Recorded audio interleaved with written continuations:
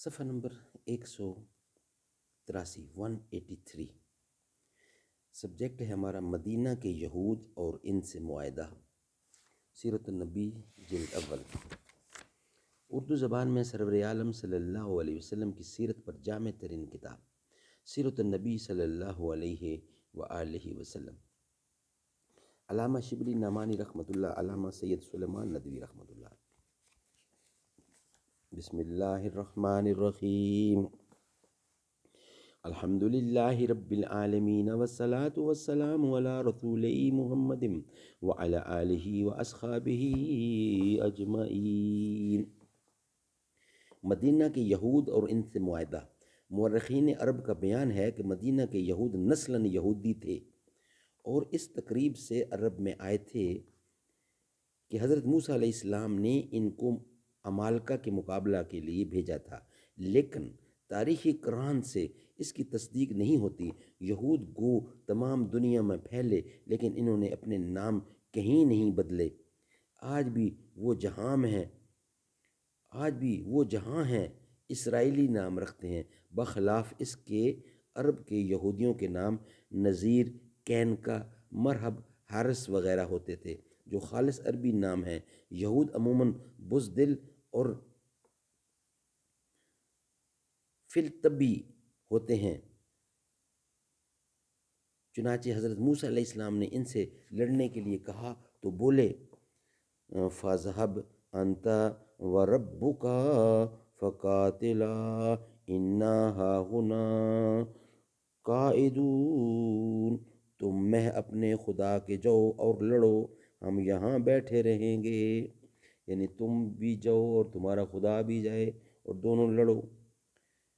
بخلاف اس کے مدینہ کے یہود نہایت دلیر، شجاع اور بہادر تھے۔ ان قرآن عقلی کے علاوہ ایک بڑے حافظ سیوطی نے 2 صفحوں کا ایک رسالہ اصحاب صفہ کے نام سے لکھا ہے۔ اس رسالہ میں 100 آدمیوں کے نام بترتیب ہجا مذکور ہیں۔ اصحاب صفہ کے حال باب اور صحیح مسلم میں جستہ جستہ مذکور ہیں۔ زرقانی نے اور کتابوں سے لے کر اضافہ کیا ہے۔ میں نے یہ واقعات بخاری کے علاوہ زرقان ہی کے حوالے سے لکھے ہیں۔ مسٹر مرگیوسس نے یہود کے متعلق تفصیلی محققانہ بحث کی ہے۔ ان کا میلان رائے یہ ہے اور غالباً صحیح ہے کہ یہودیوں کی اس بڑی آبادی میں 1-2 خاندان اصلی یہود بھی تھے۔ عرب جو یہودی ہوتے گئے وہ بھی ان میں شامل ہوتے گئے۔ مورخ یعقوبی نے صاف تصریح کی ہے کہ قریظہ اور نصیر عرب تھے جو یہودی بن گئے۔ پھر بنو نصیر کا واقعہ ہوا۔ یہ قبیلہ جذام کا ایک خاندان تھا لیکن یہودی ہو گیا تھا، اور اسی طرح قریظہ بھی۔ مورخ مسعودی نے بھی کتاب الاشرف التنبیہ میں ایک روایت لکھی ہے کہ یہ جذام کے قبیلہ سے تھے۔ کسی زمانہ میں عمالقہ سے ان کی بت پرستی سے بیزار ہو کر حضرت موسیٰ پر ایمان لائے اور شام سے نقل مکانی کر کے حجاز چلے آئے تھے۔ یہ 3 قبیلے تھے، بنو قینقاع، بنو نذیر اور بنو قریظہ۔ مدینہ کے اطراف میں آباد تھے اور مضبوط برج اور قلعے بنا لیے تھے۔ انصار کے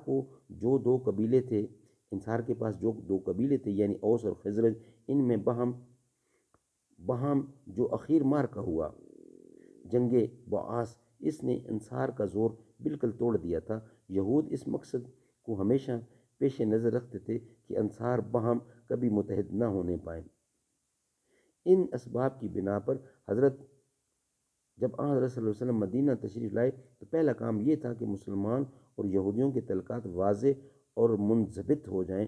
آپ نے انصار اور یہود کو بلا کر حسب ذیل شرائط پر ایک معاہدہ لکھوایا جس کو دونوں فریق نے منظور کیا۔ یہ معاہدہ ابن ہشام میں پورا مذکور ہے۔ خلاصہ یہ ہے کہ خون بہا اور فدیہ کا جو طریقہ پہلے سے چلا آتا تھا اب بھی قائم رہے گا۔ نمبر 2، یہود کو مذہبی آزادی حاصل ہوگی اور ان کے مذہبی امور سے کوئی تعرض نہیں کیا جائے گا۔ نمبر 3، یہود اور مسلمان باہم دوستانہ برتاؤ رکھیں گے۔ نمبر 4، یہود یا مسلمانوں کو کسی سے لڑائی پیش آئے گی تو ایک فریق دوسری کی مدد کرے گا۔ نمبر 5، کوئی فریق قریش کو امان نہ دے گا۔ نمبر 6، مدینہ پر کوئی حملہ ہوگا تو دونوں فریق شریک یکدر ہوں گے۔